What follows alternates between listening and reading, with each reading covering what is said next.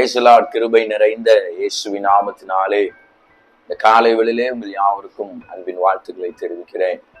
இந்த நாளிலும் கூட ஒரு வார்த்தையை நான் வாசிக்க முடிய விரும்புகிறேன்.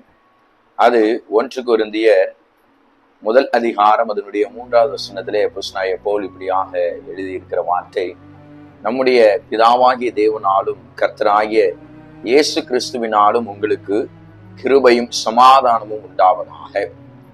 பவுல் இந்த கொரிந்து சபைக்கு சொல்லுகிற வாழ்த்துதல் வார்த்தையின்படி இந்த காலை வேளையில உங்களுக்கும் இப்படிப்பட்ட வாழ்த்துதல் வார்த்தையை நான் சொல்லுகிறேன்.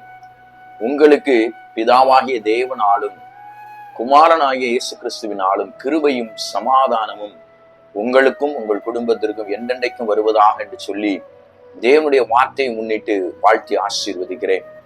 கிருபை இருக்கிற இடத்துல சமாதானம் வரும். சமாதானம் இருக்கிற இடத்துல தேவனுடைய சத்திய வார்த்தை இருக்கும். சத்திய வார்த்தை இருக்கிற இடத்துல விடுதலை உண்டாகும். இந்த கிருபையும் சமாதானமும் சத்திய வார்த்தையும் இருக்க இருக்க உங்க வாழ்க்கையில இருக்கிறதான எவ்வளோ பெரிய காரியங்களா இருந்தாலும் சரி, கர்த்தர் அவைகளிலிருந்து விடுதலை தர வல்லவராய் இருக்கிறார். இந்த காலை வேளையிலே புதிய நாளிலே எந்த வார்த்தையை சொல்லி கடந்து செல்லுங்கள். கர்த்தர் உங்கள் குடும்பத்தையும் உங்கள் பிள்ளைகளையும் வருமானத்தையும் தேவன் நேர்த்தியாய் அவர் நடத்துவார். ஒரு குறை இராது.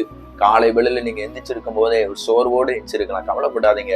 சோர்வின் மத்தியிலும் கர்த்தர் உங்களுக்கு தேவையான கிருபையும் சமாதானத்தையும் தந்து விடுதலையோடு கூட இந்த நாள் முழுவதுமாக கர்த்தர் உங்களை நேர்த்தியாய் நடத்துவாராக. கர்த்தர் தாமே இந்த வார்த்தைகளை கொண்டு உங்களை ஆசீர்வதிப்பாராக. ஆமென்.